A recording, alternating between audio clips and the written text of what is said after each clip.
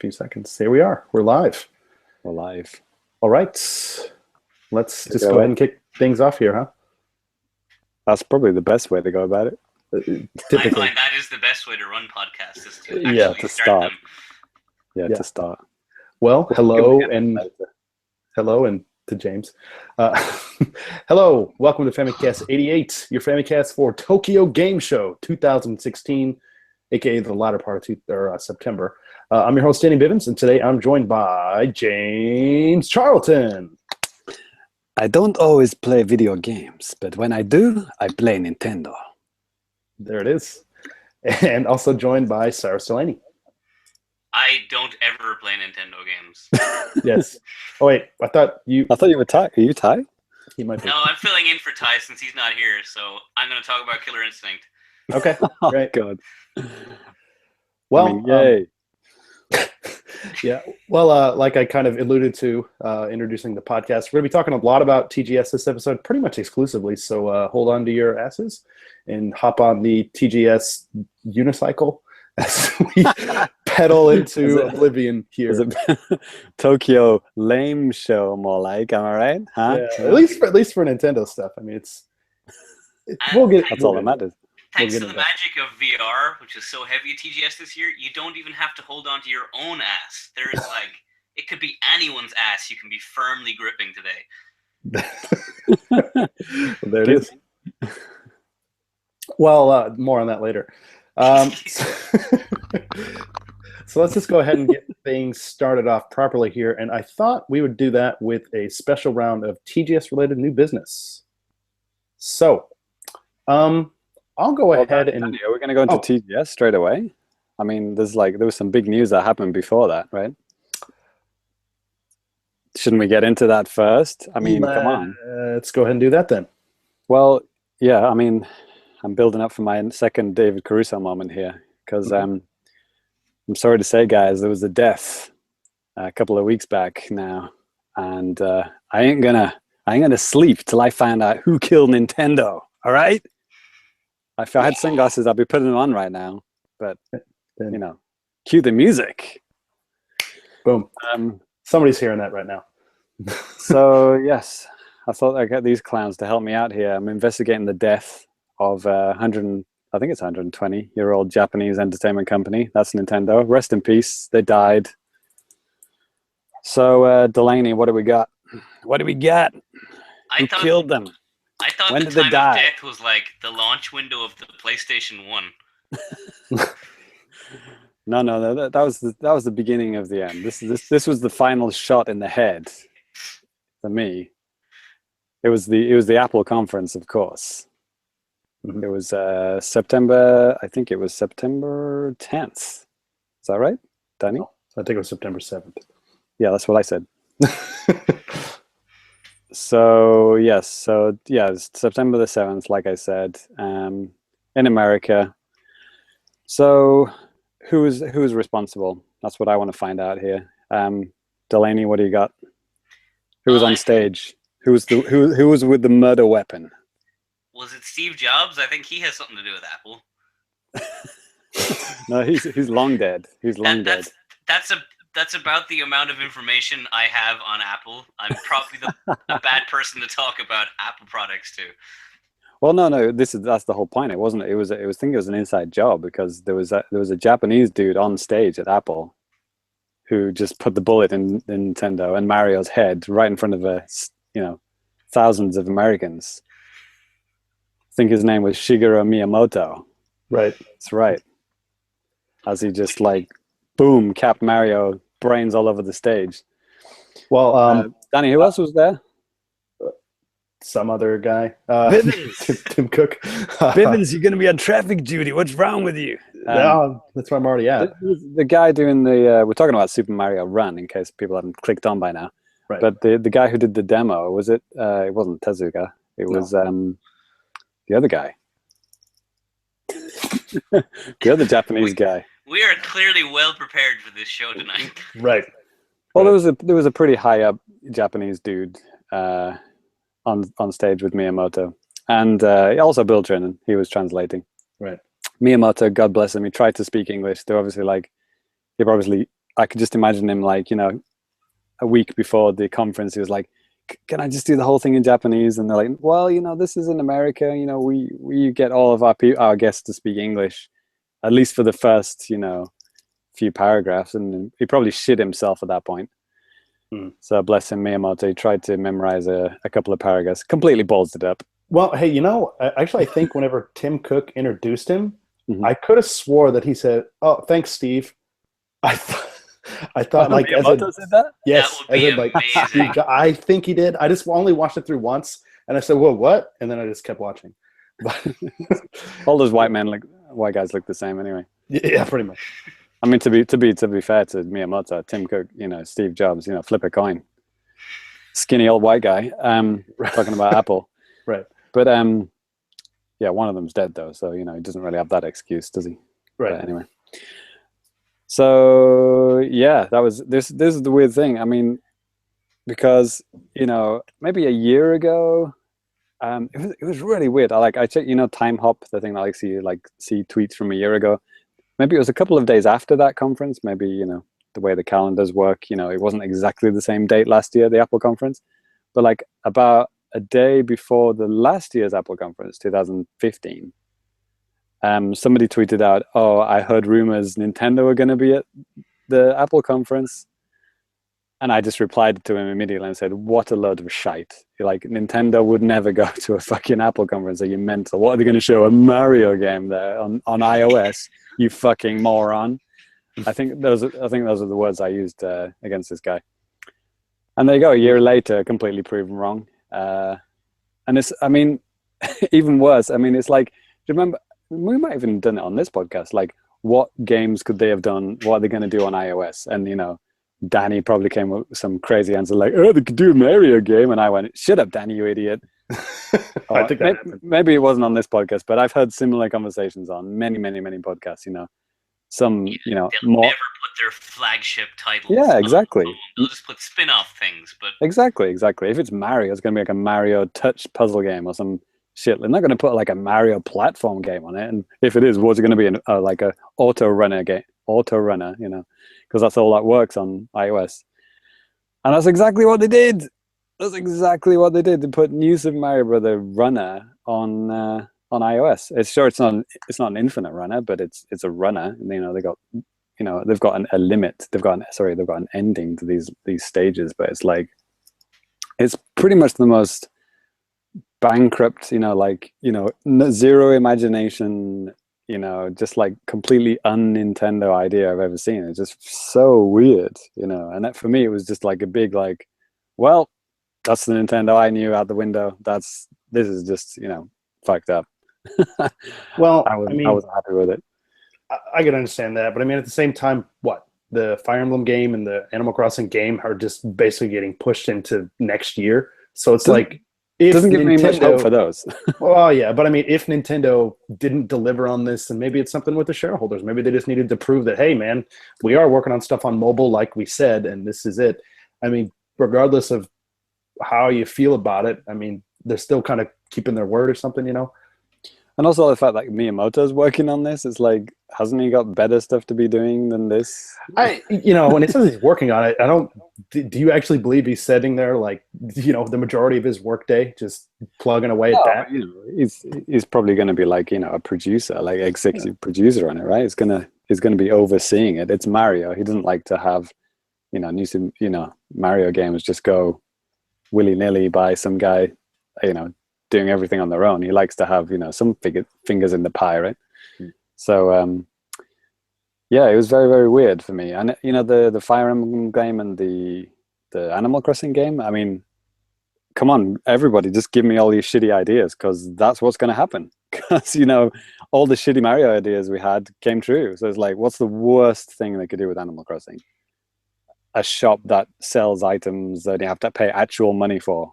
Well, I'm guessing that the Animal Crossing game is going to be like a Farmville. It's just going to be, build your town, and it's going to be like the same, wait for a while your energy builds up to build something else or whatever. Okay, that's the worst idea I've ever heard. That's what's going to happen.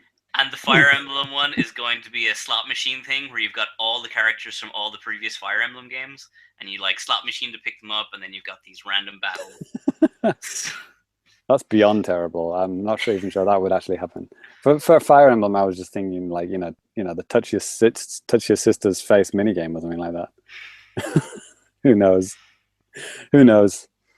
But yeah, I am very disappointed with that. It was very strange to see that happening. And I mean, it's not even like it's coming out, like it wasn't even like, and it's out now. It was like, and it's coming in December. It's like, okay, well, and then they've also had this like unprecedented partnership with Nintendo and Apple, how you can like not pre-order, but like they got this notify thing. I mean, Cyrus, you might not know this if you don't have a iPhone, but like on the App Store, there's usually just get, which download, and that's it. There's no really other buttons to when you get on the store, right?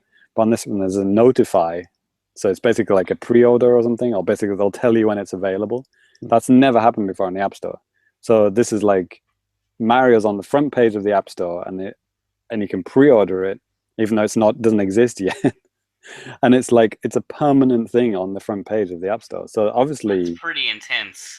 Money has changed. Much else money has exchanged hands in this deal. So it's pretty insidious. I think so anyway. It's like.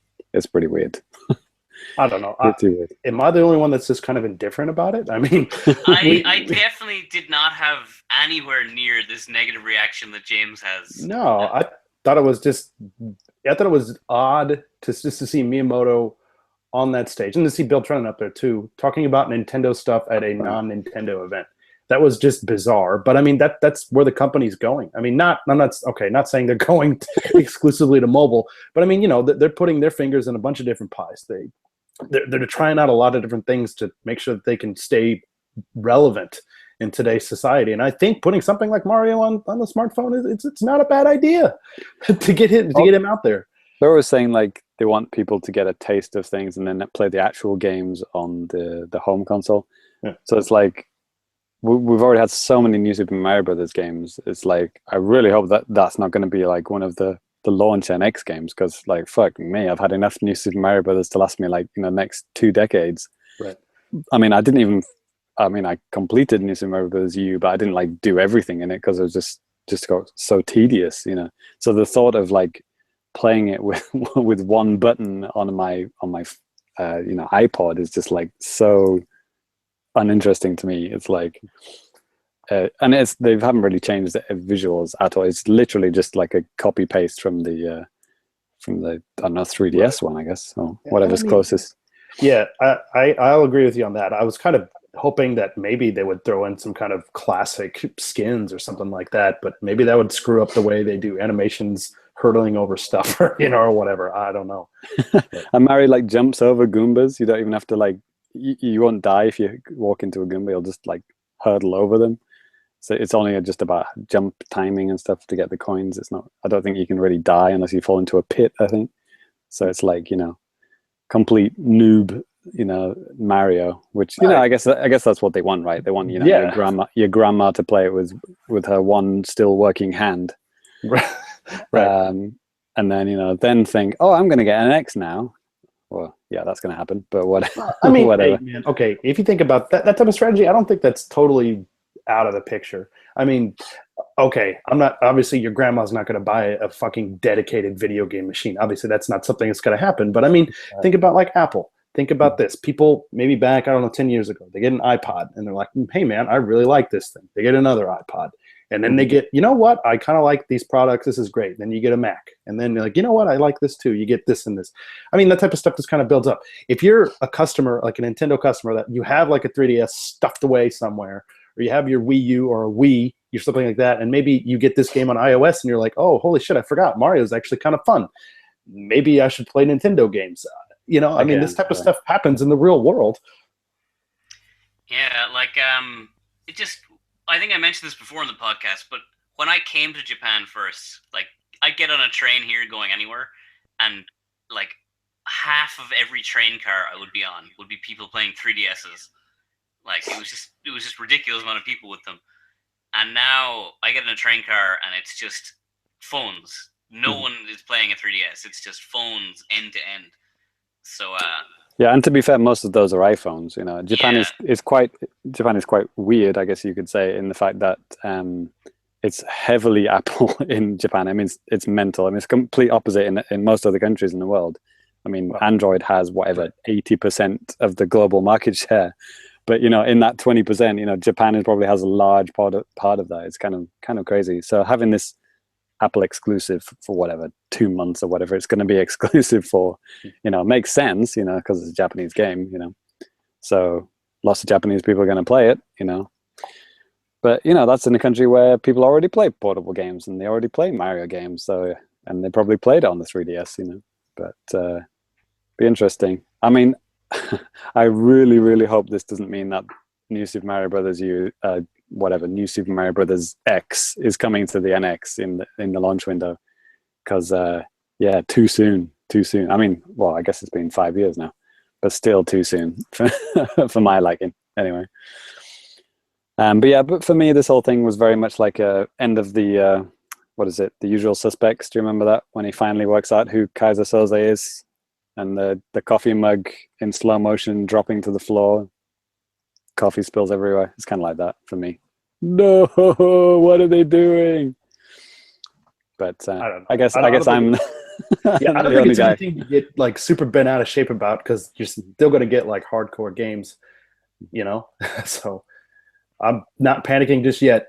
So Yeah. But yeah, that's weird. It's weird, and anyway, this is like old news anyway by now, isn't it? Super old news. But you know, Famicast curse, things always get announced as we record, and yeah, then, I think I was editing the podcast like right when that stuff got announced. Actually, the last episode. Just actual one before we move on to TGS stuff, though. While we're talking of phones, if anyone still is playing Miitomo, or that, or if you played Miitomo when it started, Yes. that all of your platinum points are set to expire this month, at the end of the month. Well, no, not just all platinum points. The ones that you earned in the first month, will expire this month.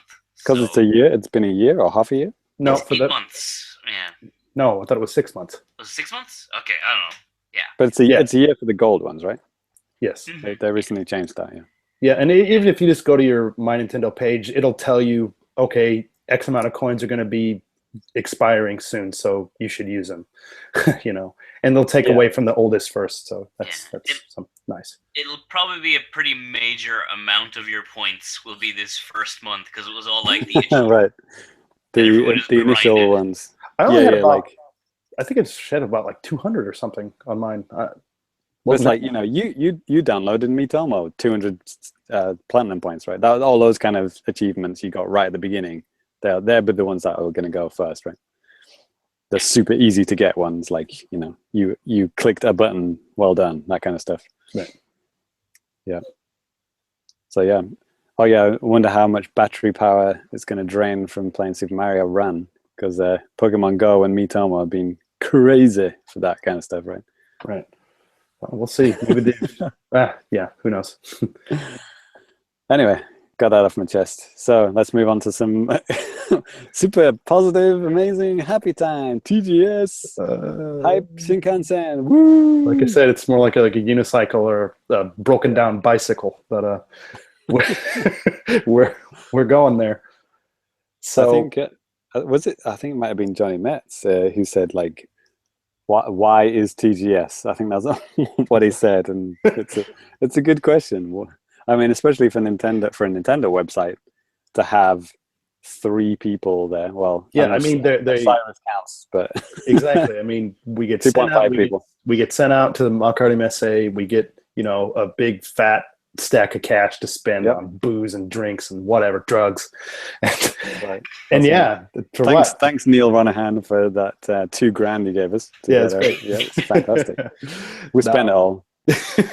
But you know, in all seriousness, yeah, I mean, we've been going to TGS for quite a while. And James, how many TGSs have you actually been to?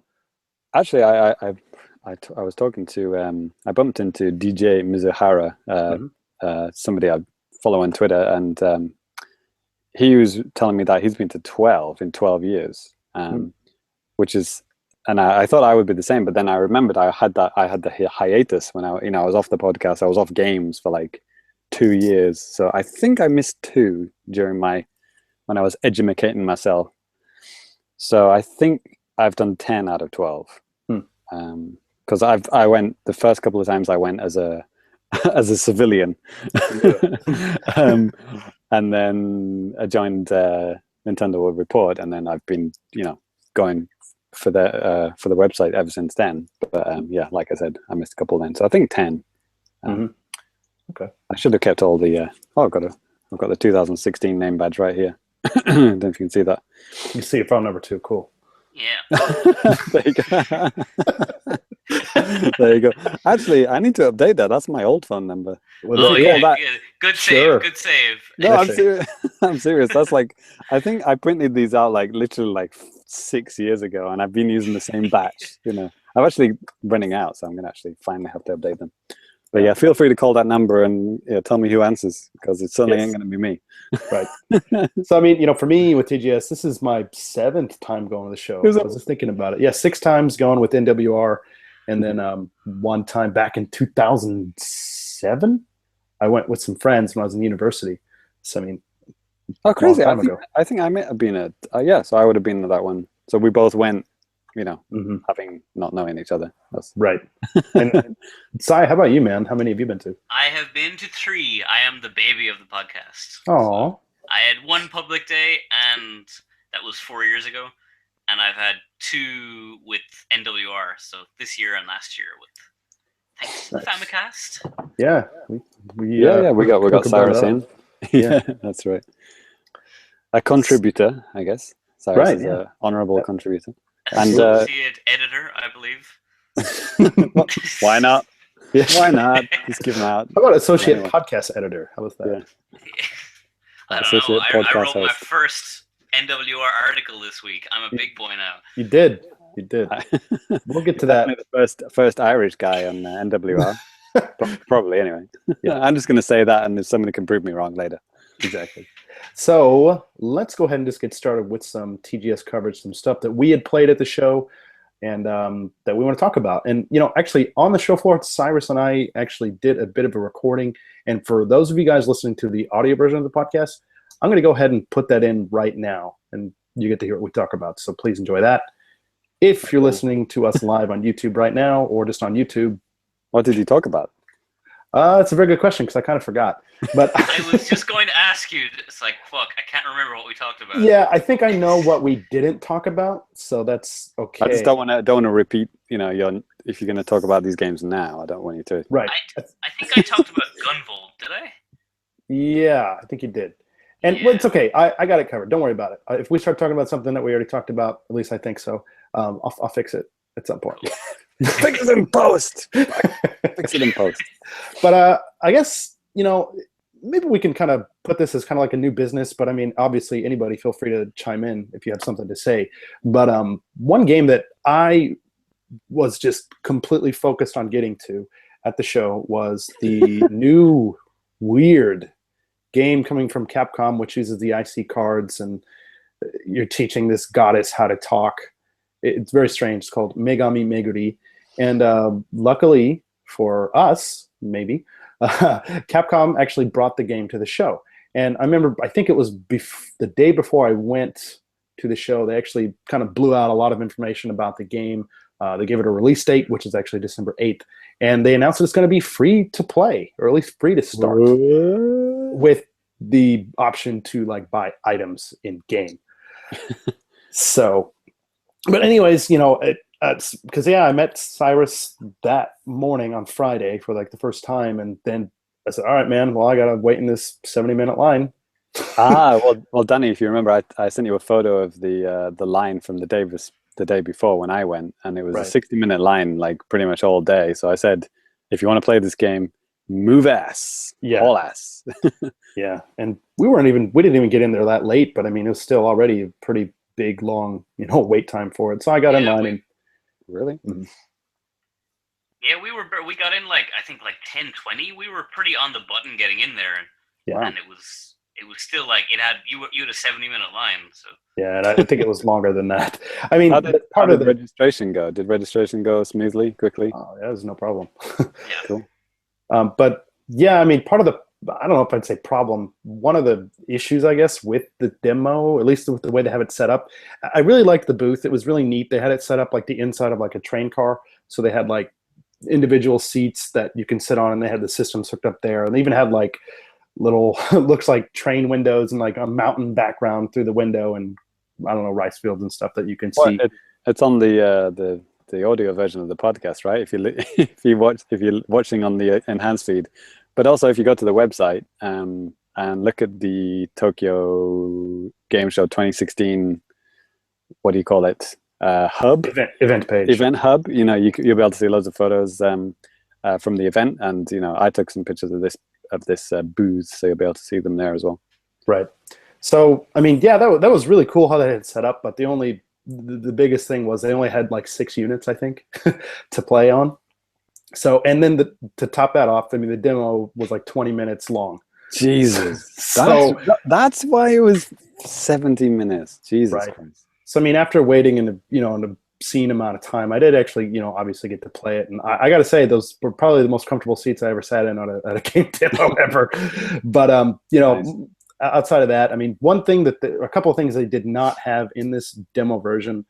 They did not have the ability to use your IC card or like your train pass card on the demo. They didn't even have like a mock-up, like fake one that you can use or anything like that. Oh, okay. And they, the full game is going to feature like basically kind of like a whole train map of Japan, like over 9,000 different train stations or something like that, which is pretty impressive. But in the demo, they didn't have that. They just kind of had like this generic game boardy type of thing with just various stops. And it seemed like it was just very deliberately planned out. And there was like, I'll get into it in just a couple of minutes, but it's, as some of these Japanese games tend to be, some of them are just very, very wordy. Like when you're starting out, especially at like a demo. And this was definitely that. There's a lot of dialogue, basically giving you the background, like, hey, you're trying to help out this goddess in training named Tsukumo.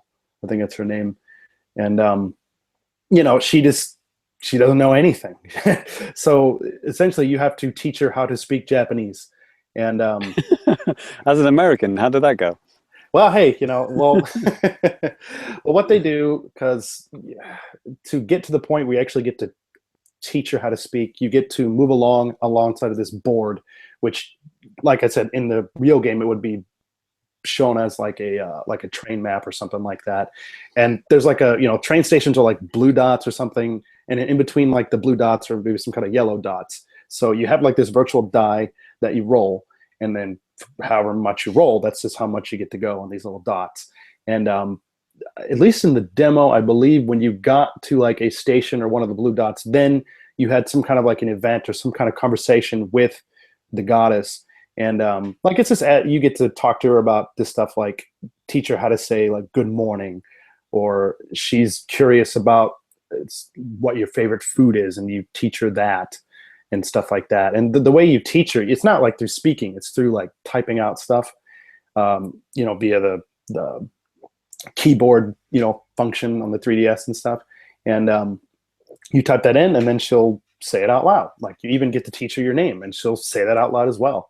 And because like this is like a collaboration between Capcom and Toshiba, and using, I think it's called the Megami Speak Engine, this technology that they developed for whatever reason. Don't say that.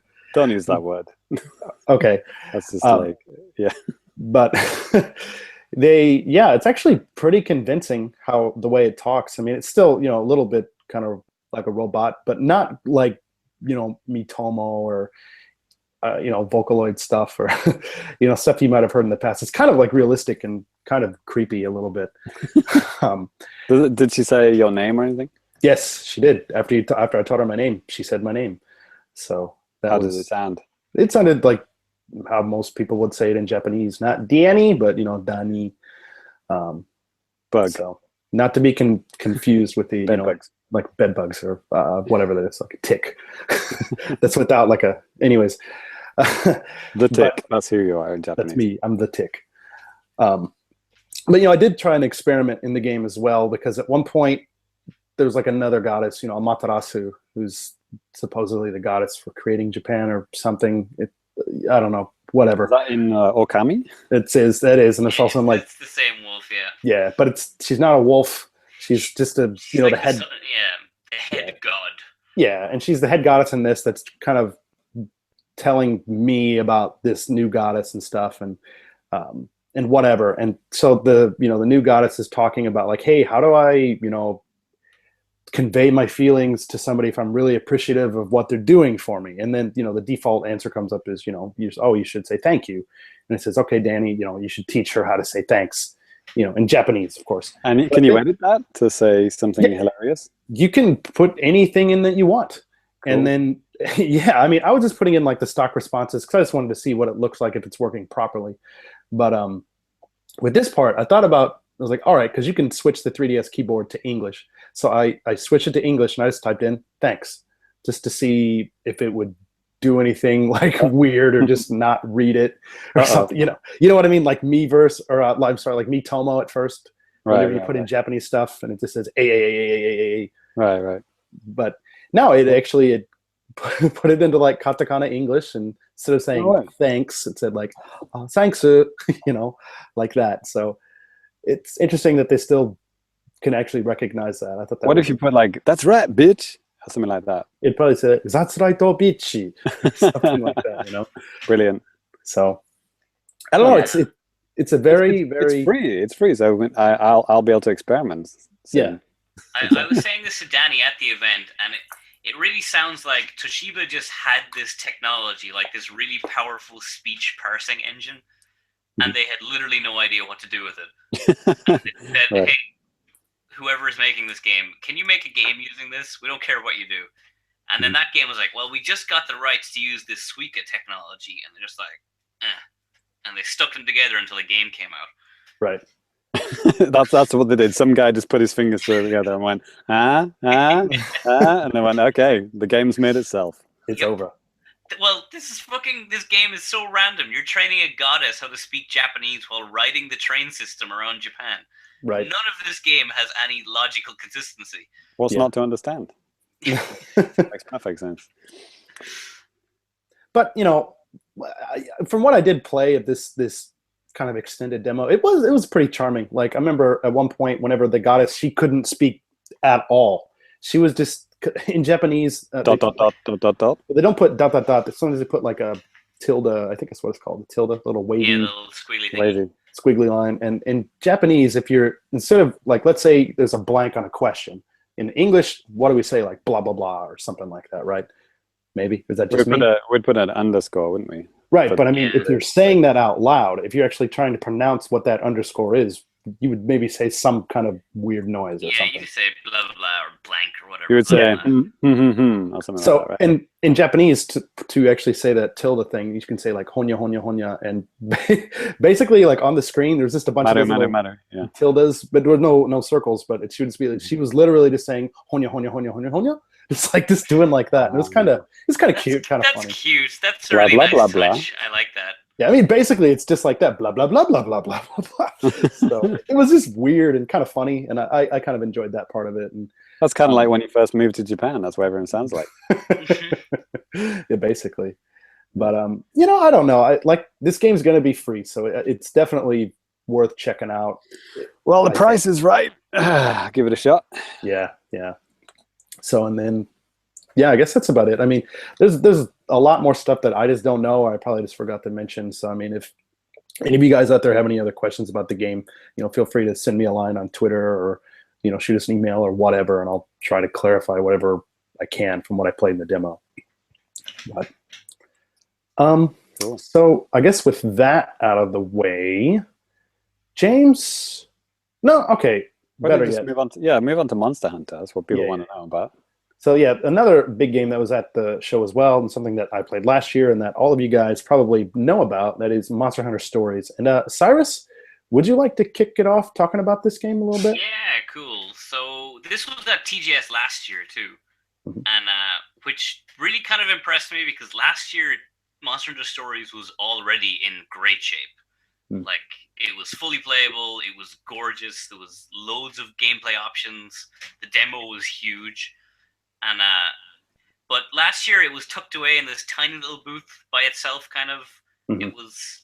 It was given the cursory treatment, while Monster Hunter Cross was given all the special case. Right. But this year, Monster Hunter Stories was front and center, one of their main displays.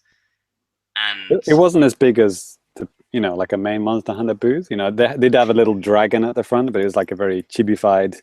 yeah, it was like a half the size of a regular Monster Hunter booth, wasn't it? I guess. Yeah, Right. Resident Evil took the majority of the Capcom booth. Yeah.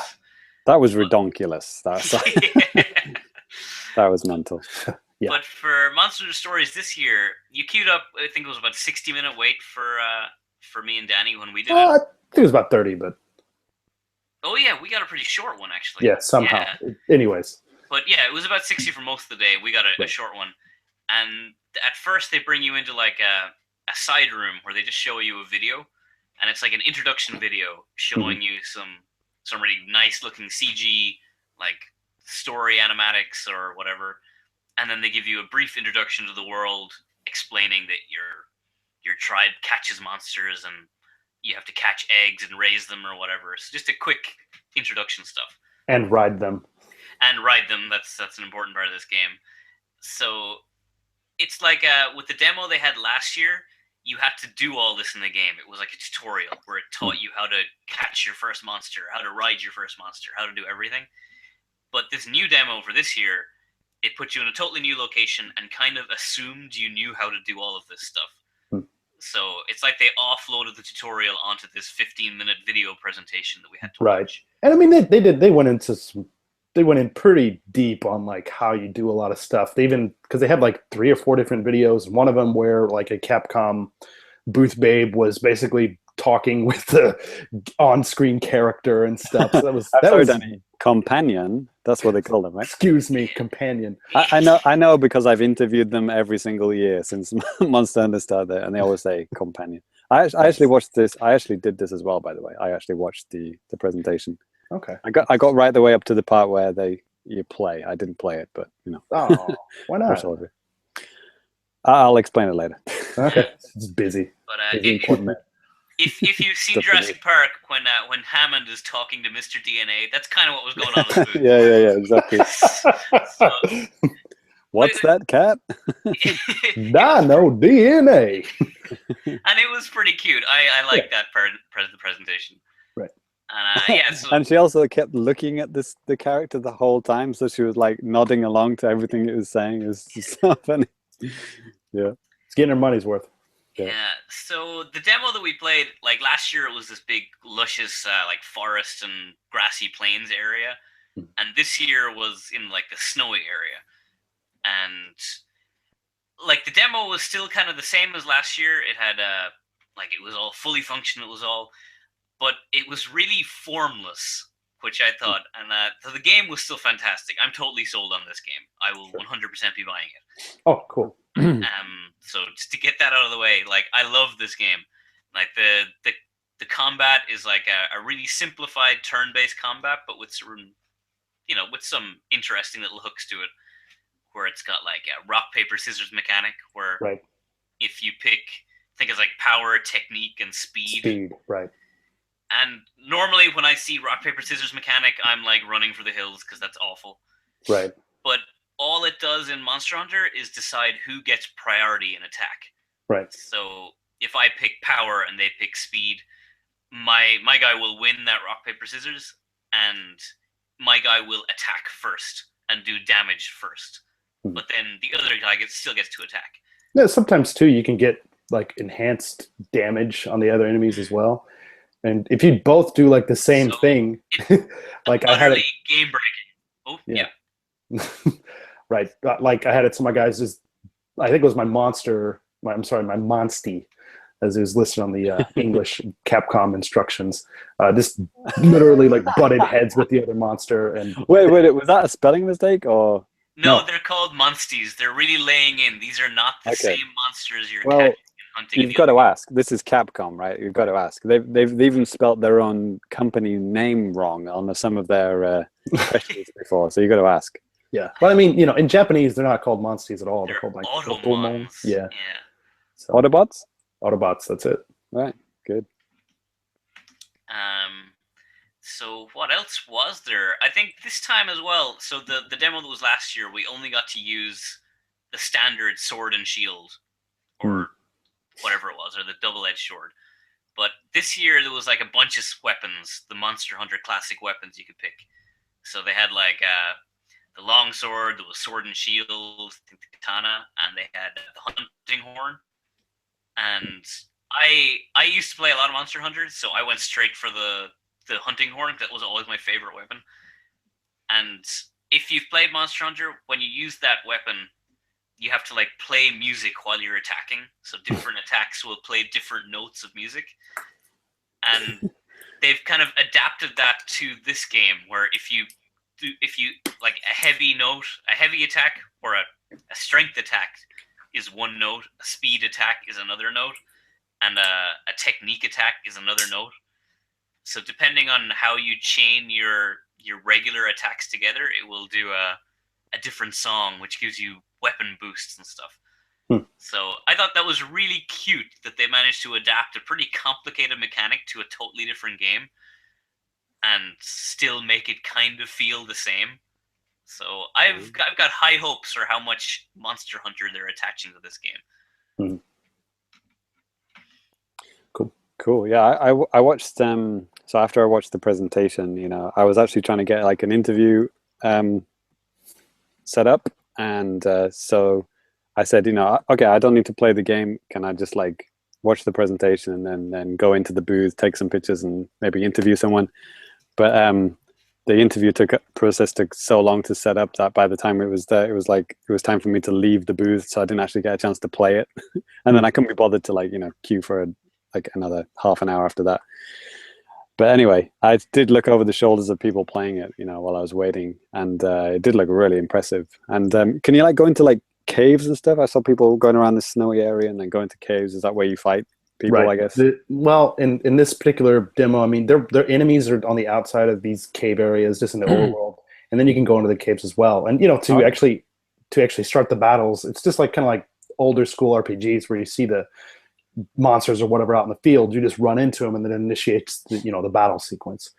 But yeah, like the caves, the main point of this demo was it's like, okay, you're supposed to go try to find these monster eggs, and they're in like these different monster nests, which is, I guess, where they just have their nests in caves, at least in this part of the demo. Why not? But yeah, and then I was talking to Cyrus after we played the demo, but you know, you go in through the cave. You don't have to fight any of the, like, there's maybe a couple of little monsters running around in there, but you're basically trying to get as deep into the cave as you can. And then there's like literally like a bird-looking nest with like eggs in it, and you just go up to it and you can grab the egg, and you just want to get the hell out of there before mom comes back. But I remember I was talking to Cyrus, so I was like, okay, I exited, you know, the area with the egg, and then it didn't seem like I had it anymore. It just seemed like it just disappeared. Cyrus kind of had a theory. Yeah, I think, and like again, I keep referring to last year because last year had the tutorial where it explained everything, and this year did not have any tutorial. So except for what was in Japanese in the booth that I didn't understand. So I think what happens is when you leave the area, you have successfully stolen the egg and it gets teleported back to your home base or whatever. But so it's kind of like a mini game where usually there's a monster or a monstie in the nest, and it sees you taking the egg, and it's like a kind of a dodging game where you have to try and leave the room while dodging this monster that's attacking you. The intro cinematic was showing that as well. Yeah. Showing this kind of like dark egg or something, like evil dark egg with smoke coming out of it. I don't know what that was about. That's different, but yeah. So the idea. So I think the idea is if you can successfully leave the area, you have stolen the egg. Is the main thing, but not 100% on that. I don't know. Yeah, it seemed pretty logical in video game terms to me, because I was just thinking like, oh, what the hell happened here? But okay, cool. But you know, like Cyrus said, like I'm probably going to be buying this game on launch day when it comes out. So you can definitely, and Cyrus, it seems like he's pretty interested in getting it as well. So you can definitely look forward to some more coverage on that, you know, if you're on the Famicast. So is there any online or anything?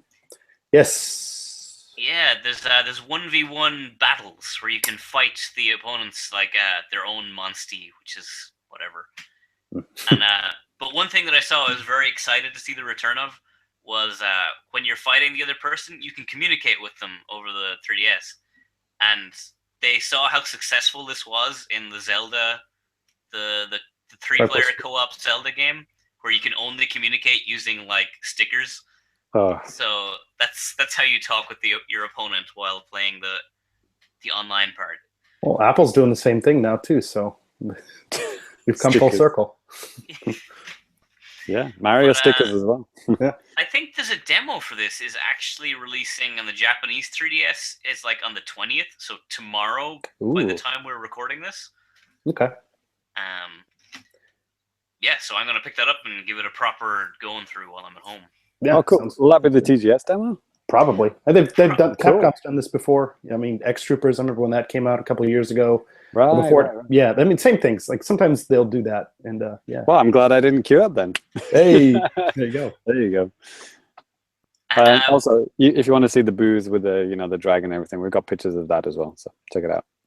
One final thing that I noticed about this is that I love that since Yokai Watch has like dominated the entire Japanese toy industry for like how many years since it came out, that every game or franchise has to have like a watch that you can wear now. Oh, right, yeah, I saw that. Yeah, what is that? That's your it signifies like that you're a dragon or a monster rider, and it gives you empathy with your monster. So you put in your jewel that's like your friendship jewel or whatever it is into this thing, and it powers up. So in combat, if you power up your jewel enough, you can start riding your monster and get like friendship attacks and stuff. Right, because typically. Do you have a YouTube channel? Possibly somewhere in the archives. I don't know. Okay, could you set one up because I want to see you wearing that. Of course, I'm using it. Well, I see you've got your own Monster Hunter wrist gear behind you. Oh yeah, I guess that proves that I did actually go to the booth and all the makes people that cat look even scarier than normal, bending him over like fucking Kayako from The Grudge. It's supposed to look like this. I guess it's one of these things, isn't it? Sorry to the audio listeners. This is a visual only thing, but what are these things called? We discussed felines? Felines. I don't know. Let's say felines. Monster Hunter fans out there, you can laugh and make fun of us if you want. But this is weird because you once you burst it, you can't ever blow it up again. It's like one of the. That sounds perfect to me. Yeah. But so what it is, it's this little thing that they gave out at the demo station. It's like a little the main feline from Monster Hunter Stories. His name's like Nabidu, I think, or something. And it's like a little thing you just put on your arm. And yeah, we all got one, and mine's not in my room, this room right now. But that's right. Anyway, Cyrus, I wanted to ask one question to you about Monster Hunter Stories before we, go ahead and close it off. We had one reader on the site kind of ask this, and I wanted to get your impression as well. But would you say that this game is just clearly targeted only to children, or do you think this is something that can do more than just kids? I definitely feel this is aimed at kids, like the Pokemon Yokai Watch bracket of people. But like those games, it can be played by anyone. Like, it wants to grab them. Monster Hunter tends to grab a little older of an audience. This is going for the younger audience, but still wants those Monster Hunter people to play this. Right. Do kids play Monster Hunter, like regular ass Monster Hunter? I was mentioning I've seen some do that. Like I've seen like kids in like the park and stuff, and they're like talking about Monster Hunter, but they tend to skew a little bit older, like maybe I don't know, 12 or something like that. But I guess this is aimed at a little bit younger, right? It reminds me of like maybe James, like, maybe all of us. Like back in the day, it's like you're in elementary school and you're like, oh man, guess what? I was playing Doom. And you're like, oh, that guy's a badass. Or you can play those really cool games like that. Right. Maybe it's kind of like that. Because I have this student that I teach, and I think at the time he was only in 3rd grade elementary, and he got like Monster Hunter 4. And I mean, he played it, but I mean, he wasn't great, and he said like, oh, yeah, it's so hard. Yeah. I mean, because it's a tough game, They're a really complicated game. Like, I honestly don't think certain brackets of kids would be physically able to play that game. Right. Like it requires some pretty intense dexterity for your The fingers. claw. Right. Yes. Yeah, I mean, in the same, with this is like Cyrus said. Yeah, I think this is clearly aimed towards kids, but I think it doesn't matter your age for this. Even if you're somebody like me, for instance, that's kind of interested in the Monster Hunter series and the concept. I bought Monster Hunter games before and just couldn't get into them. This is something that's just more. It's just easier to get into. It's, or at least that's the way it seems from the 2 demos I've played. But yeah, it's a little bit more of a friendly tone, kind of just easier thing here. Oh, so you played this last year as well, Danny? Oh yeah. So you played 20 minutes last year and 20 minutes this year. That's already more than most other Monster Hunter games you've ever played, right? Yeah, I think that 40 minutes. I think that doubles my Monster Hunter time on Wii U. The one that you bought full The price. one I bought. Yeah, came with the system. This could be the Monster Hunter game that finally cracks that 30-minute barrier. In my defense, I played the Wii U version for like an hour and 3 minutes. There you go. All right. Next up here, one of the other big games. Oh God. We've all played this. That's sad, isn't it? Oh, I played this. We all played it? Okay. No, Cyrus, you played this too, I think, right? Next one on the list. Oh yeah. I played this too. I played it with you. My Duh. God. You were right there. Thanks. Wow. So the next game on the list is Puyo Puyo Chronicle. No Well, I S. guess. Oh right. Okay. Sorry. Let me just delete that S. Yes. Puyo. Sorry. Get that grammar out of here. Get it out. Yeah. I wrote the. Sorry about that. Yeah. I guess I wrote the preview for the hands-on preview for the site. So. Puyo Puyo. Puyo Puyo. Do you know Puyo Puyo? It's a match 3 game where you match Puyos. Yeah. These jelly things. I've played Dr. Robotnik's Mean Bean Machine. It's There you go. basically Puyo Puyo. I feel didn't we talked about this like last episode? Yeah. I literally, at the end of the podcast, you said that, Cyrus. I know. I was waiting to see when the gears would click into place with James there. I'll throw it out there. I thought Cyrus was the person who'd never played a Puyo Puyo. Yeah, That's and then very Ty cool. corrected me, but I'm Yes. filling in for Ty on this show because I see. and our names are very similar. It's true. So it's basically that, but you walk around like a Dragon Quest game, I guess. The visual style is kind of like a Dragon Quest game in my eyes, anyway. The 3DS, 3D Dragon Quest, very colorful. To show us something, and he disappeared. Okay. Too many colors Look, to it's display. voice actors special for the video only people. Yeah, so Cyrus is showing some, like, I don't know, J-pop looking women and some stickers, I guess. Sweet TGS merch. That's what this is. So yeah, you play this like little girl and her little rabbit thing, and you're just walking around, and then, but instead of like directly, attacking with weapons or whatever, you bump into an enemy and you go to a Puyo Puyo match 3 game, and you play that instead. Right. And I think if you just do like regular like matching, just like lame, like, is it 3 or 4 you need to touch together?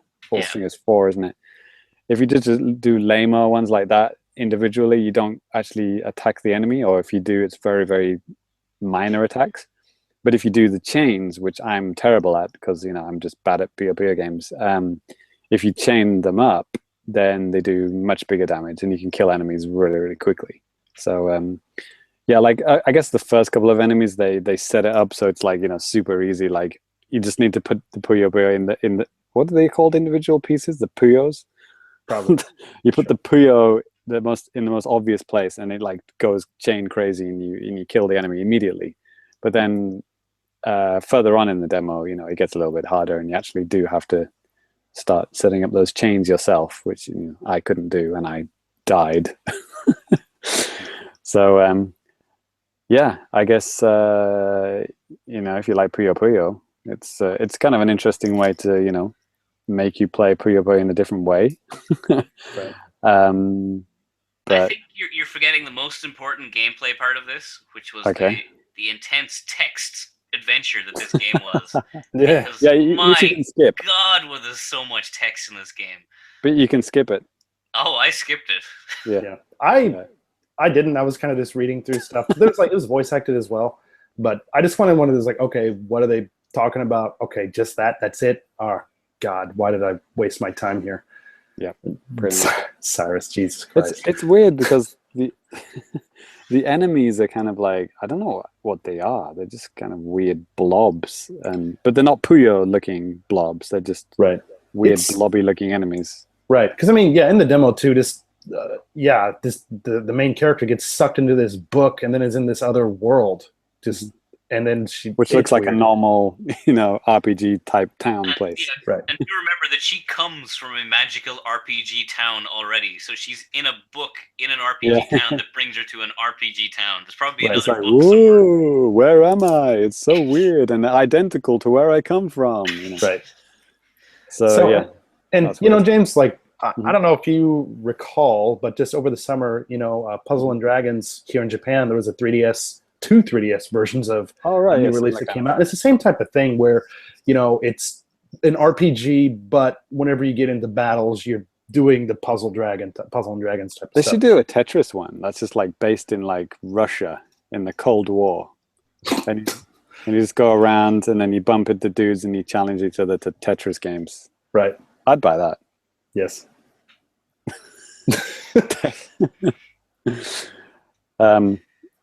Sorry, what were we talking about? Puyo Puyo. Yeah, yes. Chronicle. It's an RPG mixed with Puyo Puyo. Right. If you like either of those things and you like cute Japanesey things, you might like it.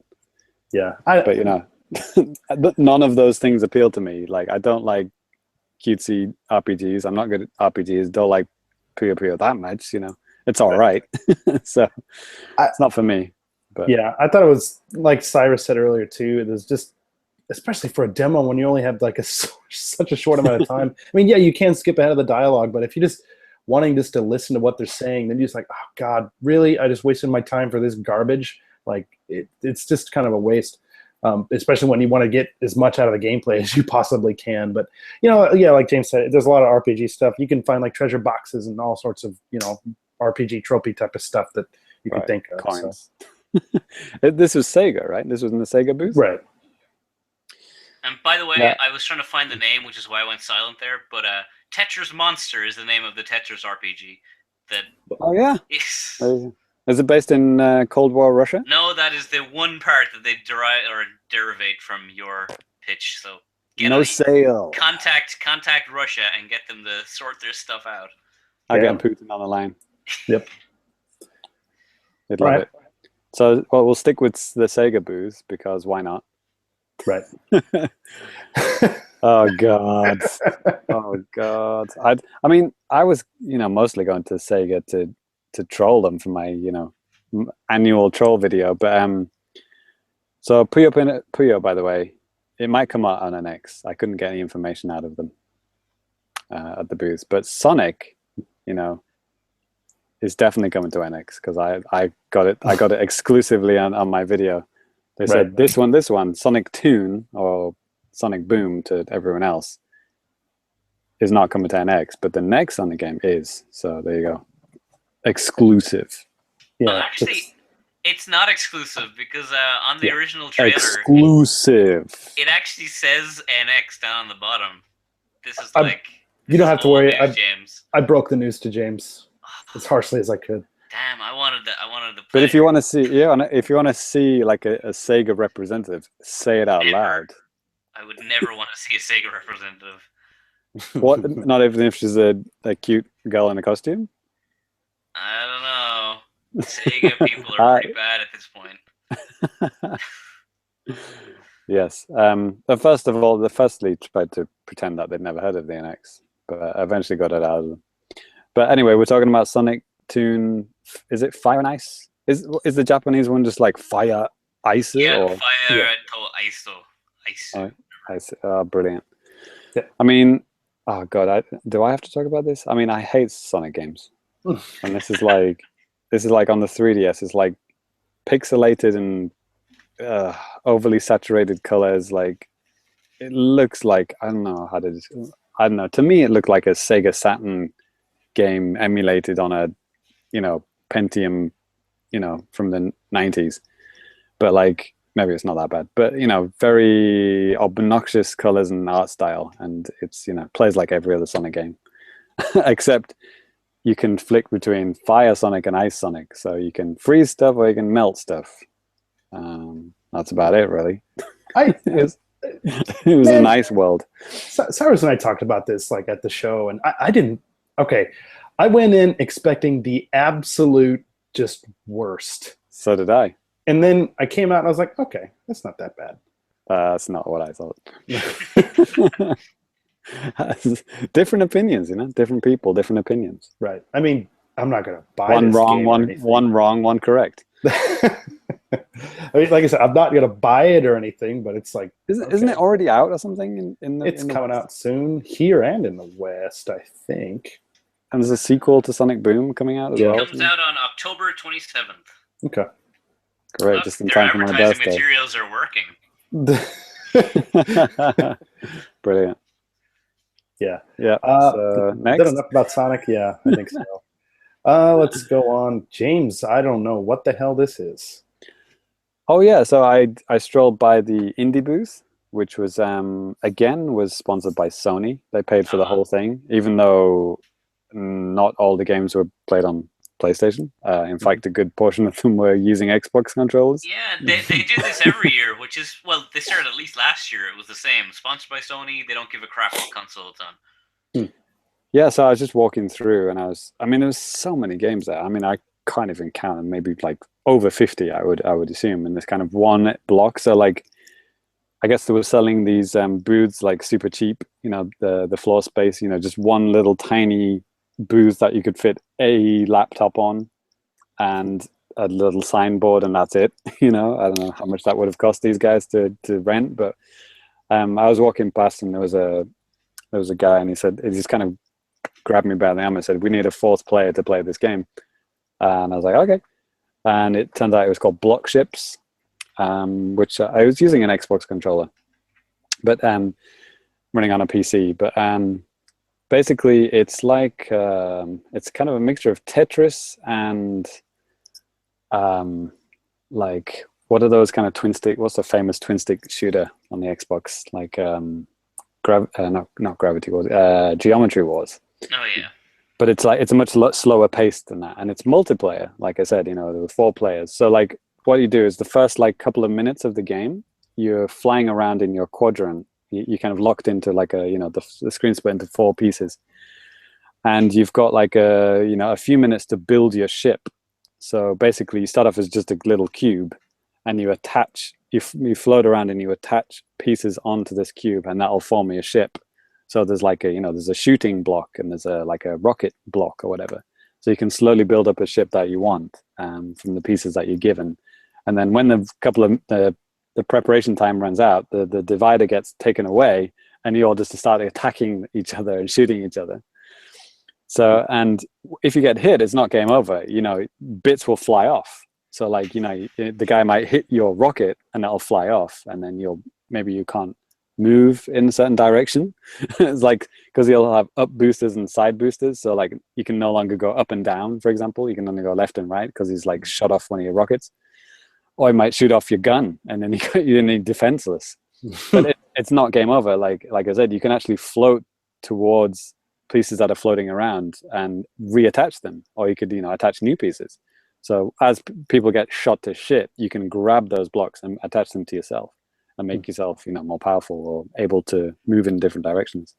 And it's basically last man standing. At least the mode that I played, it was last man standing. And it got down to me and the developer, and I was like, I didn't have any guns or rockets. I was like just like a floating blob, and obviously it was a bit he beat me in the end. Here's his game.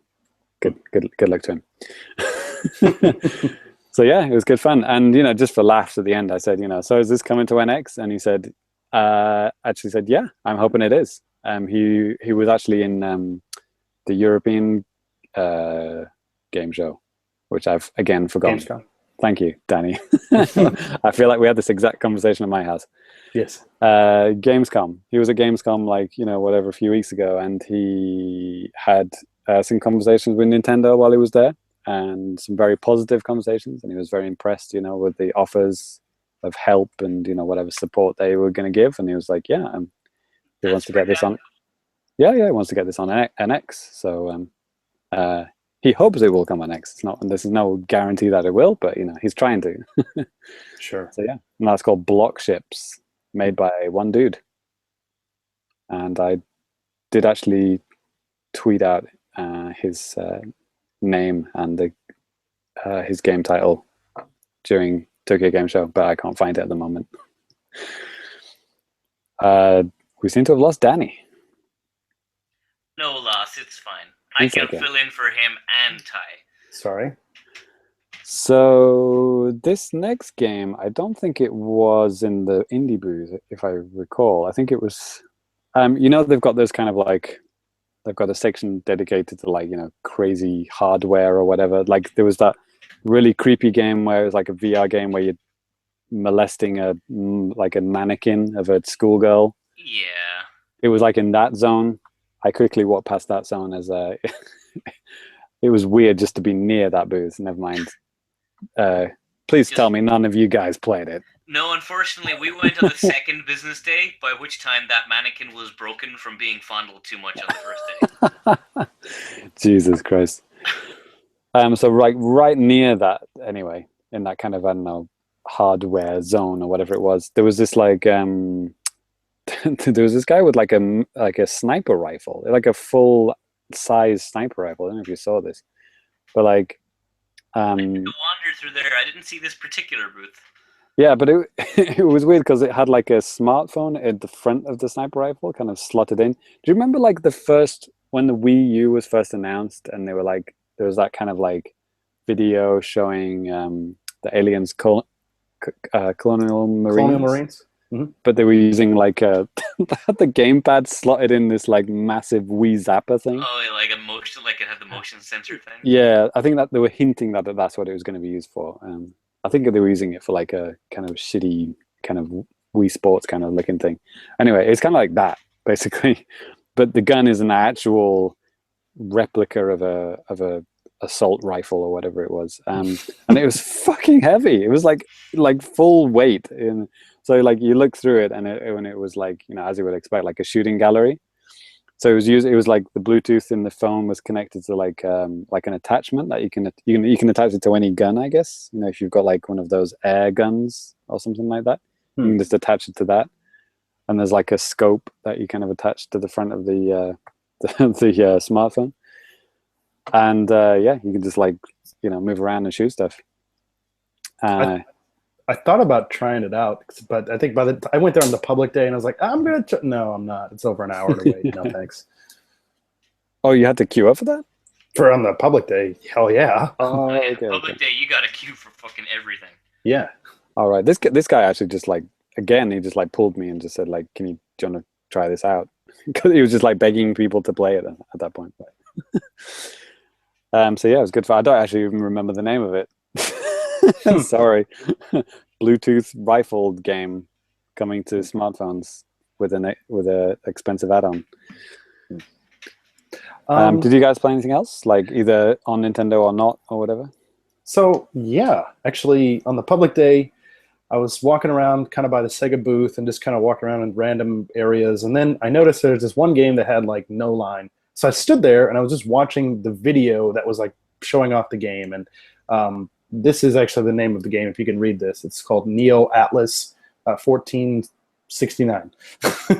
And rolls off the tongue. Yeah, it's a Vita game, and it's based on it's based on like okay, let's see if I can explain this. Probably not.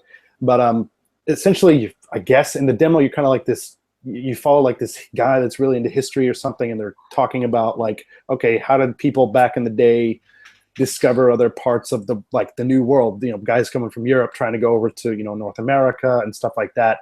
And from what it sounds like, I mean, you're trying to rebuild like the world map based on stuff that you hear from people.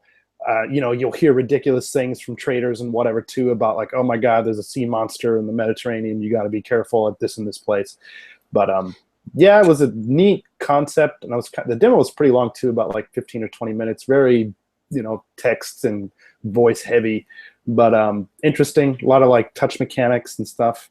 And I ran out of time because I was just I mean, I can understand Japanese, fairly well, but I mean, still, it's about a lot of stuff that I don't talk about on a daily basis. And I was, going through stuff as, as quickly as possible, but still like slow enough so I could understand what the hell is going on. But it was neat. I like the concept that was just interesting. But So there were no exploding clothes? no, that was the surprising thing. No anime boobs, no exploding clothes. not at least from the demo. It And might there be in the was final no version. line for this game. Yeah, it Coincidence?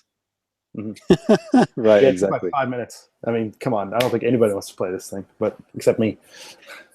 If there were exploding clothes, 2-hour lines. Oh yeah, for sure. How long do you think it would take to add like boobs to the boat that you're supposed to be driving?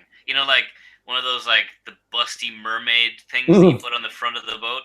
Could that like talk and have a really cutie voice? I can see that happening. Okay. Unfortunately, Danny's not the developer. yeah.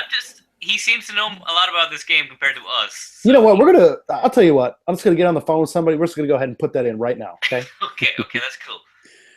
So talking about things that you'd have to queue up for hours for, I mean, I guess the theme of the Tokyo Game Show 2016 was like VR, right? I mean, VR was here last year, but like. But this year it was the entire show was VR. I mean, wasn't Sony's booth the whole thing was just VR? Like they had two sections. It was like the front was stuff like their regular games. So they had that golf game, and they had like World of Final Fantasy and all these other ones. But then the entire back half of their thing was VR setups and the insane lines for those VR setups. Which you needed tickets for. Like you needed a ticket after you got your TGS ticket. You needed another ticket to play that, and it's like a fast pass at Disneyland. You had a time to go to, right? And they were gone within 30 minutes of it opening. And those are on we're talking about on the business days. So I don't even could anyone even play on the public day? Well, it's the same type of thing, man. Like on the public days for media, we have like a special entrance we're supposed to go in. But if you want to play something like this on a public day, you can't, because they put the ticket booths closer to where like the normal people could enter. So you just basically can't do anything. And even I think one time for Monster Hunter, I tried to get a ticket. Like it was right around like 10 o'clock, and they said they had none. And I was like, how the fuck does that even happen? It's not even open to the goddamn public yet.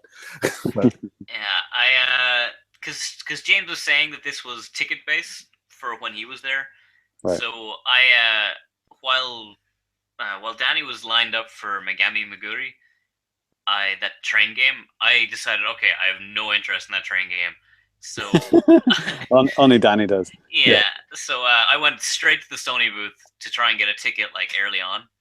And when I got there, already had massive lines going out the back. And they weren't offering tickets on the second day as far as I could find. It was just queue up. And there was a guy was just like scribbling in at the end of every line, they have like how long they think the line will take to finish. Right. He was just scribbling in, this line is very long, and even if you queue for a long time, you may not get to play. And I was like, okay, well, screw that, and I never went back. Well, I kept kind of passing back and forth, but the sign never changed, so I never got a chance to play it. Right. I do think this is a sign that, PSVR is going to be popular in Japan, or is it just like people just want to try it out because there's no way they're going to buy it? I think it's just curiosity. I mean, it's especially if it's there and it's there for people to play. Of course, they want to try it. These are gamers typically that are going to shows like this, especially on the business days. These are pretty hardcore people, and I want to try VR, but I don't want to wait like 3 or 4 hours just to try it. I'll just wait until we have VR or TGS that can take 5 minutes to get to. Even if you're making out with some weird anime guy. There was okay. Man, you had your pick of guys if you wanted to make out in VR at this show. Yeah, it's weird. I mean, I don't know if VR is going to, get like ultra popular in Japan because, like, I mean, the motion sickness thing alone is going to put off most people, but we'll see. It's hard to say. I mean, I think go ahead, Travis. I think if anything is going to make a dent in the VR market, it's PSVR, the PlayStation. Oh, sure. I mean, yeah. It's readily available to most people. It seems like they are actually producing games as opposed to little mini games that everything else is doing. Like, yeah, it's still weird to me. Like, you know, there's no like you can't, because like if you move like with a controller, if you press, you know, if you have like a first person shooter style setup where you can, you know, move and then look around with your head, like apparently that's the thing that makes you throw up the most, you know, like because you're moving but your body's not actually moving.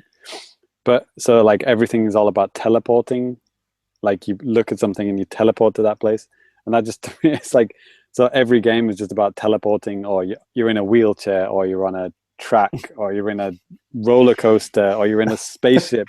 There's always an excuse why you don't have any your legs don't move, you know, because if they do, you throw up, you know. But then there's things like Resident Evil 7, which had a massive Capcom display, which is all about the VR experience. How are you going to play that game for like 20 hours? It's like, yeah, so they must have figured out some way of getting over that nausea problem, at least to a degree. But then with that game too, they make it so you can switch out of it if you want to, just like on the fly. Yeah, the game is 100% optional, which is super cool. Yeah.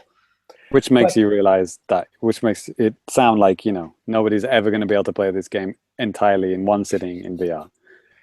It'll be just like the Virtual Boy, you know, pop like, hey, take a break after 10 minutes because you're going to burn your eyes out. That's right. No.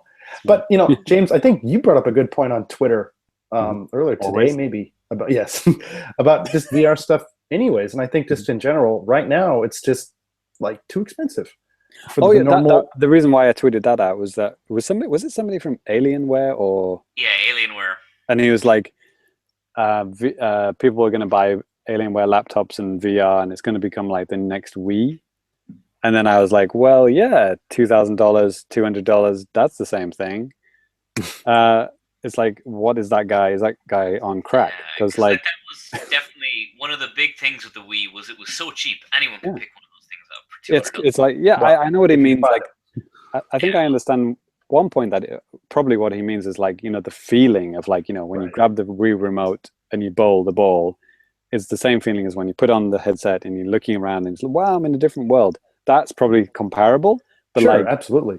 But the experience of buying it and be throwing up after 10 minutes, that is nothing like the Wii, because, you know, grandma's going to be hurling into a bucket and, you know, dad's going to be bankrupt, you know, working 3 jobs to even, you know, buy the thing in the first place. So, you know, the family's going to be destitute and, you know, without a house. Right. And at least with PlayStation VR, it's like, isn't it the most affordable of all of them that are out right now? But that's assuming you have a PS4. You got to have the Move controllers, and then I mean, if you don't have any of that stuff, then that's like $1,000 right there. You know. Yeah, the VR headset for PSVR is $400, I think. Right. And the PS4 Pro is $400, isn't it? Right. So it's 400 plus 400 plus whatever Move controllers cost. So yeah, at least $900 to $1,000 for the cheapest. Yeah, I'm still not writing VR off as a thing that will, like, I don't have enough information either way. I'm letting VR do its thing and seeing how it pans out. But I think not that's what interested in it, and I have no stake in the whole thing. I just think VR is going to be something you play at someone else's house or at an event or, you know, in a some other place. It's not going to be something that loads of people are going to buy for themselves and play a lot. You know. Right. It'd be a good thing for game centers or arcades here to. Big time. I'm very excited for game centers. Yeah. Arcades. For people who speak English. Right. Yeah, absolutely. So, yeah.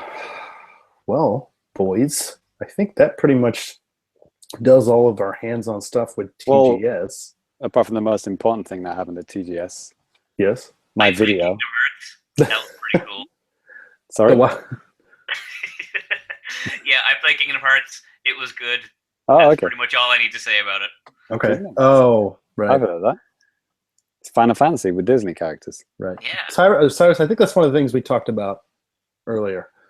Oh, there you go. Maybe. At the show. I think. I Oh, did that's mention right. We just heard it. I remember now. heard that. Yes, We just thank heard you that. for reminding me. We just had such in-depth conversations on the rest of the show too. I forgot about that earlier part we talked about. Yeah. So if you want to know what it was like to be at TGS, and you also want to find about 3 exclusive NX games that were revealed at TGS, then you need to watch my video. So yeah, check out my YouTube channel and see me interview loads of developers and get some serious in-depth reporting behind the scenes of people developing NX games.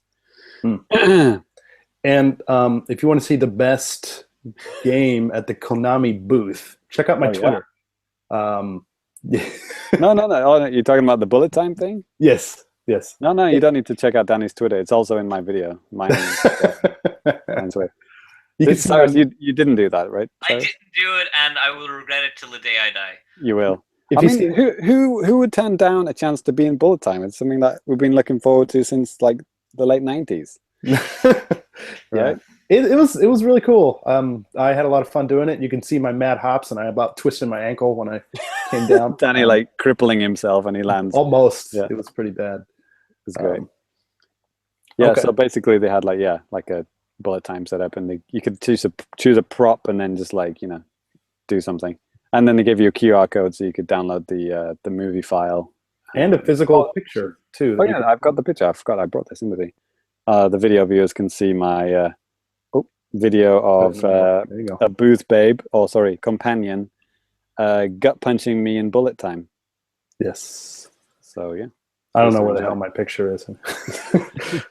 You left it at my house. I put it in the bin. Thank you very much.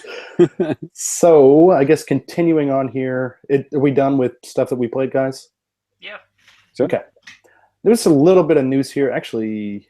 Yeah. So I remember seeing this. I was walking around the Capcom booth on Saturday, and I was thinking, oh, they're gonna talk about Ace Attorney. I'm just gonna go home or just get out of here early. But so apparently a sequel to Dai Gyokuten Saiban was announced at the show. And if you guys remember, this is actually a sequel to a game that came out last year. It's like the 19th century era one with Sherlock Holmes and stuff. Right. Never left Japan. Well, guess what? Right. They're getting another one's coming out. So yes, that's they never released the second. The one where you play as Edgeworth, like the prosecutor game, that was never released in English, and now they've got this first, The Great Ace Attorney, never released in English. Fucking, right. It's hard to be a Phoenix Wright fan. Well, I mean, with this one too, they didn't say anything about when the release date was, or even what platform it's going to be on. So I mean, this could be a weird thing where it's NX confirmed. Could be on NX, could be on smartphones. All that. Could be the same thing. Yeah. Could be mind blown. Boom. And then I was kind of mentioning this earlier in the show as well, but in regards to Megami Meguri, like I said, free to start, blah blah blah. There is actually a collector's package that is going to be coming out as well. This includes like some kind of special box, an art book, and a soundtrack CD, and like a cloth poster, and then like some item download codes. And this is all about 5,800 yen, so about like $60 or so. And they also have a complete edition that I think is just limited to the eCapcom web store bullshit or something. It's basically everything that was in the edition before this, and it also comes with some other exclusive art box, 2 acrylic like stands of Tsukumo, the goddess, is an icy card pass case. An icy card? It's a little bit chilly, is it? What? An icy card? It's very icy. It's very cold. I see. Like my guy Gucci Mane. If you're wondering what an acrylic stand is, you can look at Cyrus's video right now, and you'll get a glimpse of. Oh, look at it! It's acrylic, and it stands by itself. Yeah, there's one that's actually. I remember looking. It's like one's actually of the character. One's like kind of like a background type of a deal, and you also get some kind of a cleaning cloth. Yahoo! Well, you got these acrylic stands. They've got this cute little girl on them. You need something to clean that thing off with. They're We don't need to go any further. Right. Yeah, I think that My about. IC card has Splatoon characters on it. Is that nice. is that a custom joint? Custom joint. Is that a sticker you put on it? Or? Yeah, I got it at that last Spliket that I went to. The Splatoon like fan designed stuff. They were selling like IC card stickers. I can't unhear that. I can't unhear that now. Every time I hear you say IC card, it sounds like icy cards. I should enunciate a little bit more clearly. Sorry. Anyway, so after TGS. Oh, sorry, Danny. What we're not doing new business today, right? No, okay. I know for me, my new business was TGS. Okay, well, kind of new business, but not really new business. So, like, Danny, you went to TGS on Friday, Saturday, right? Yeah. A little bit of Saturday, the public day. And Cyrus, you were just Friday. Just Friday. And I was just Thursday. And as far as we know, Ty didn't go, as far as we know. I don't think Ty had a chance to go. I don't think Ty went. But on the Saturday, after Danny'd done the public day a little bit, he came over to my place, and we played a few games together, didn't we, Danny? Yeah. Played a bit of Mario Kart 8 multiplayer. You know, I don't think I'd ever played 4-player before, actually. Yeah, I have. Maybe. Because I'm not a loser. Or should it be the other way? Or should it be the other way? Danny, you didn't want to say that. Yeah. You didn't want to say it. You're not a loser? Okay. No, Danny, did you or did you not get beaten by a 5-year-old? I don't think. Did I? Were you not on the losing team against the 5-year-old? Oh, come on. Literally, yes, I was, but it wasn't a team of 5-year-olds. Thank you very much. It was not. It was a team with a 5-year-old on it, and you got creamed twice, I think. I wouldn't say cream. But... Let's just leave it at that then. That's the new business done. What an asshole. I mean, hi, James. All right. Excellent. Well, next, I think we're going to go ahead and move on to a little bit of feedback here. So, just to kick things off with feedback, obviously, if you guys ever want to fire off some kind of an email, angry or whatever, you can email us at famicast@nintendoworldreport.com. If you want to follow us on Twitter or send us some kind of nasty, snarky comment there, you can do that at the Famicast and get your stuff read on the air like these guys. So, James, what do we got here today, dude? What have we got? Good question. So first one is from Lady Lindis. She just said she's been catching up on old episodes of the Famicast, which is a little bit behind. And she was wondering why I was speaking in Japanese in episode 83. And she was asking, was I edited in or something? Like I wasn't on the episode and you just edited me in or something. Yes. No. No. I was doing that on purpose. I don't know. I think I was doing it because it was the day after the Brexit vote and... He was butthurt. And sorry, the thing am I being too insensitive? No, it's fine. I mean, we're not supposed to talk like politics on, the podcast. So I thought... Says who? I'll just say it in Japanese and then people won't be able to understand. Yeah, I think basically he was just cursing incessantly in Japanese. I think Lady Lingus can understand Japanese. So yeah, if you could understand what I was saying, then by all means, tell us, and I'll tell you if you were right or not. Or to say you're wrong. No. Yeah. Or pretend that they were wrong to cover my tracks. Yes. And the next is from Rich, hacker alias @Rich70. I think that's the letter O, not the 0. So this is in relation to, I guess this. Oh yeah, Nintendo Direct. We're talking about Shibata, talking about football and stuff. He mentioned that American football is also 11-a-side. So Shibata was Danny. You didn't mention that, by the way. You could have corrected me at the time, but whatever.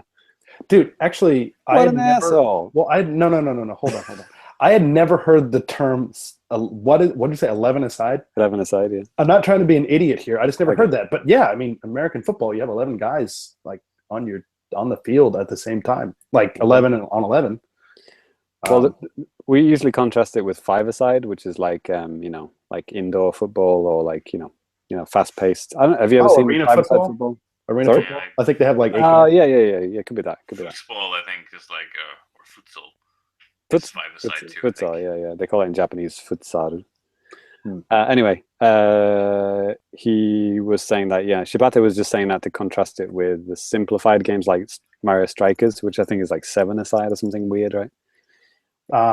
Sure. So he said the same distinction was made in the North American version, saying it was, the football game in the, what is that? Not Sports Mix. What's it called? No. Was it Sports Mix? No. Or was it the Olympics game? I can't even remember now. It doesn't matter. It really doesn't matter. Whatever that multi-sport game is coming to 3DS. Refer to the previous episode of the Family. Refer to the previous episode. It's real football, real soccer. Okay. Whatever you want to call it. So, yeah. Anyway, thanks for clarifying that. Because I didn't know American football was 11-a-side. Loser. God, you guys he had a chance to call it a different name. You had a chance to add different amount of players, but nope. You just thought you'd just copy everything. Brilliant. You're pointing to me like it's my fault. Yeah, I'm pointing directly at Danny. Yeah, it is my fault. I apologize. I apologize for my hubris. Good. I think that is everything. Right. Terry Burkham tweeted like a weird video of like a jelly bean. Did you ever see this? Like there were this like mobile phones, like man, I love phones. those sexy jelly beans. The sexy jelly bean video. I don't know why he tweeted that at us. So I just said, "Why?" And he said, "I've been wondering why for years." So I did see that. I was confused. I know recently there was some articles going around on websites of like the top 10 weirdest Japanese commercials. So that was on the list. So maybe he stumbled upon it again there. Yes, exactly. That would have been made sense. Okay, I think that's it. Okay. Well, I think that actually kind of brings it to a close for our TGS episode. Do we have any closing thoughts on TGS? sad trombone sound? Yeah, pretty much. Well, next year is going to be super exciting, right? Because third-party NX games are going to be there.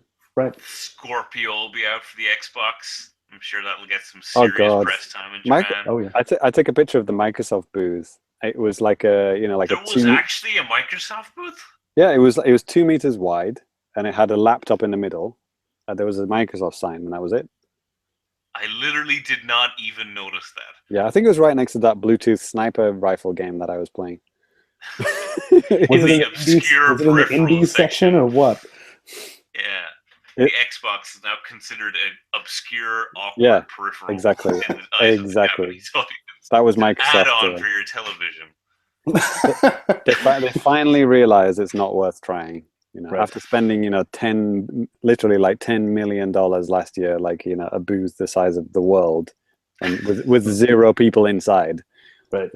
Maybe we shouldn't do that every year.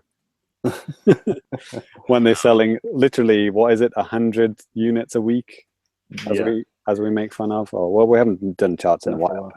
Sorry, it's my fault. Should we do charts next year? Next episode? Next year? Sure. Next year. It might have changed by then. Yeah. Also, we're thinking positively. Let's use the Famicast curse for good. We're doing this episode live right now, so the NX is probably going to be announced, in October, right? So it's going to be announced while we're recording a Famicast. So it could be like not this episode, maybe the next episode or the one after that. And the next. By the time, what is it? Episode 88? 88. I'm going to say before Famicast 90, we're going to know what the NX is. So that's exciting. That's a fair thing. Everyone at home, tell your friends they should all listen to the Famicast because that's probably when the NX is going to be released. Exactly. While we're unaware of it. You want the scoop? You should find out when the NX or when the Famicast is recorded, and you gotta watch some podcasts to figure that out. Yes. It'll be while we're recording Famicast 90. Right. Yeah. Right. Well, if we don't have any other TGS related stuff, maybe we should just end this on a high note, ? before we spin out of control on our TGS unicycle. Too late. Yeah. Already in the gutter, covered in shit. Wow, okay. High notes. Well, Colorful, multicolored, anime shit. Yeah, yes. If you stuck with us for this long, thank you very much. That would make a good episode title, actually. What? Colorful Rainbow-colored animation. animation. Maybe not this episode. Maybe a future one. Look, you're making Danny cry. We gotta finish. I'm crying. So he does it a lot. He did it after he lost at Mario Kart to a 5-year-old. Well, to close out the show today, we're going to go ahead and give out our Twitter handles so you guys know where to find us. Again, for the Famicast, you can follow us at the Famicast. If you want to follow me, Danny Bivens, you can follow me at Danny Biv, DANNYBIV, no S, no Z, unless you want to. James, how about you, man? At Famicomplicated. Check out my pinned tweet to be watching the video. Sweet. And Cyrus, what do you know? Find me at Cellsai, CELLSAI, where I talk about my questionable food choices while at TGS. Yeah. Ty shit weird. Himself. Cyrus shit himself. Apparently. Yeah, pretty close to it. So, Cyrus and I ate a hot dog and had sodas or something, and then he ended up throwing up or whatever. I was literally just lying on a bench outside the TGS, the Makuhari Messe, the hall that it's all held in. I was lying on a bench for about an hour afterwards because I felt so sick. Jesus, man. So I think I put a coin in your hat on the way out. And what made it worse is I'm a huge Skullgirls fan, Lab Zero fan, are the developers of that game. And I bumped into two of the CEO and one of their main developers at the show. And they're like, "Hey, Cyrus, I haven't seen you in a while." And I'm like, "Oh, dude, I would love to talk to you, but I'm throw up all over you now if I don't leave the building immediately." Brilliant. And I thought I was doing bad because after the show, I went and had tacos, a lot of French fries, and some nachos. And I thought I was going to get sick, but that's that's my fault, totally.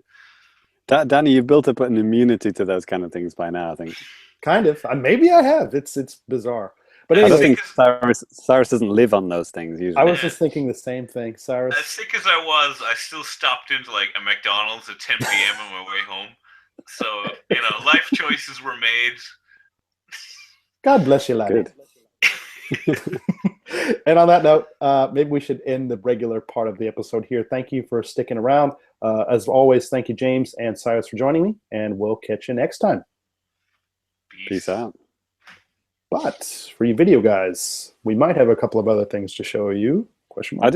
I didn't talk about this. Is the TGS floor plan, by the way, behind me. I noticed that. People were wondering.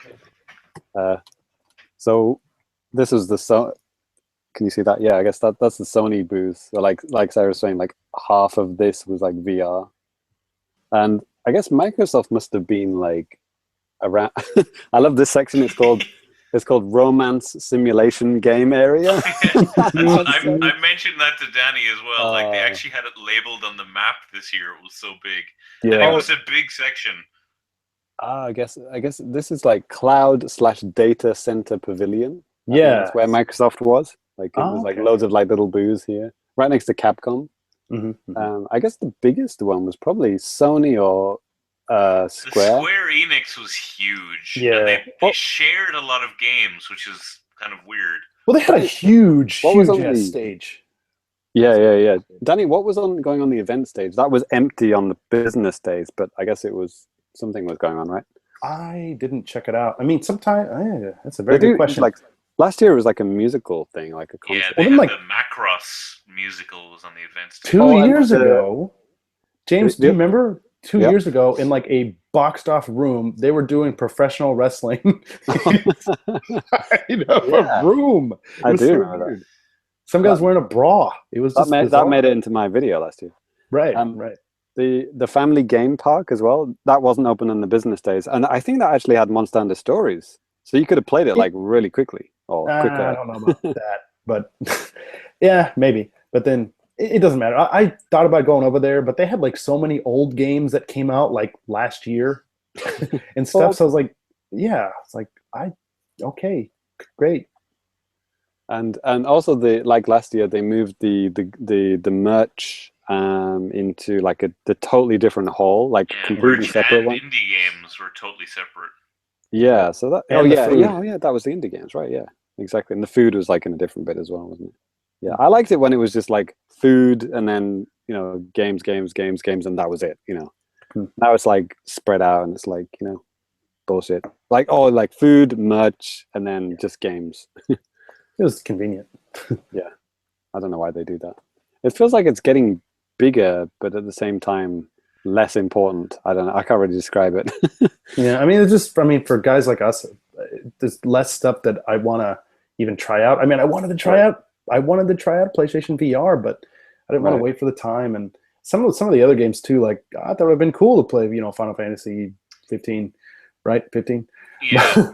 But like, I didn't want to wait a ridiculously long amount of time. I just didn't care that much, I talked to a Square guy about Dragon Quest 10 and 11, talking about like if 10 would ever get localized, and it doesn't sound from the vibe he gave me, it felt like there's not much chance of it, because like you can't really take out the online element and the fact that you have to pay for it, and they've done like tests where in the West where that kind of thing just doesn't fly on consoles, like so I wouldn't really look forward to that, but 11 is probably likely. Yeah, man. Wasn't that even confirmed? In English? Mm. That's the thing. Yeah. Confirmed to be coming out, but yeah. Cyrus, you got anything cool, man? I got my Knights T-shirt. Woo! Oh, did you buy that? Yeah, I bought it in the Sega merch thing. I should stand up because it's super cool. So they always have like Dreamcast shoes or something, don't they? Yeah, they started that last year. Yeah. Yeah, I was really tempted to get those last year, but I was strong and did not. But I'm a huge Knights fan, and finding like Knights merch anywhere and it never happens. Right. So as soon as I saw this purple is scientifically the best color. So all makes sense now. Your avatar, your clothes, yes. The food that you eat, all being purple. So I picked it up like immediately, and I went to like a barbecue earlier today, and as soon as I walked into the bar, gamer people, they work in the city hall in my town, and as soon as I showed up, they were like, "Oh man, Knights!" And I'm like, "What? You actually know this character?" And they're like, "Yeah, I haven't seen a Knights T-shirt in so long." And I was like, "Yes, he's cool. I'm cool. These people like me." My memories of Knights are always like in secondary school, high school, when like there was always the Sega guy who insisted that it was better than Mario 64. I wouldn't say that. Knights is a very particular thing. You either like it or you're an idiot, or you don't like it. But even people who like it should never say it's better than Mario 64. No, it's 100% not. I also have this cool Knights figure. Look at him. He's so cute. Oh my god. We haven't talked about amiibos.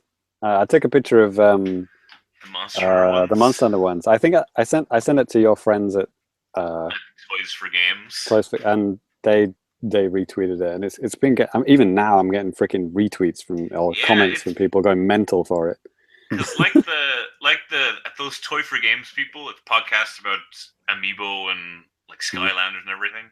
There hasn't been any news about those Amiibo almost since they launched. I didn't know there were 6 of them as well. Yeah, exactly. Like that was mentioned once, kind of casually, almost a few months back, that there was going to be 6 of them. And I'm not 100% about this anymore because I can't, because it was so mentioned so rarely. But I think you can swap the writers of the monsters. So Danny, you're going to get the special edition with all the amiibos and then never open them? Nah, if I get an amiibo, maybe just like one. I don't know. I don't really care.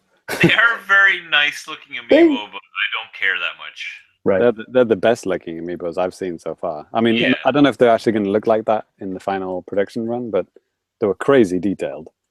Right. They even, if you've ever been to Japan or whatever, there's these really popular series of like Monster Hunter figurines you can buy. Like it's like a blind box where they release a series of 6 figures. You get a box. You don't know which one of the 6 is going to be in it, and they're really like well painted for the price you buy them for. And they feel kind of similar to what these Monster Hunter ones are. So I almost think it's the same manufacturing company that's doing these two things. Like not the standard amiibo manufacturers. Right. I mean, if you think about, Shovel Knight, I mean, they went through a slightly different process, and obviously what Nintendo does. They had to get their own people to make the toys and stuff like that. It's probably maybe the same type of thing for Capcom. Right. But I guess for me, I did pick up a couple of different things at the show. Maybe you could kind of see there's a really cool, I got a new squid up there, which I thought was kind of neat. And then I bought a box boy, like a little box boy plushie type of thing. And it came with this, this really great bag with box boy and a Kirby. And I also got like the postcard of the same type of thing. And I got it for my wife. Kirby and I'm keeping the bag and the postcard.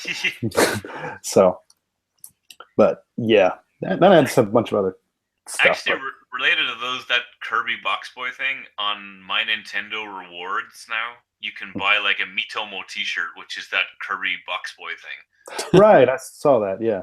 A fake t-shirt. No, a fake t-shirt, Brilliant. Gotta burn those coins. Yeah, pretty much. All right, well, thank you, video guys, for sticking around. Yeah, we will catch you guys next time. Enjoy the rest of your month, and peace. See you in October.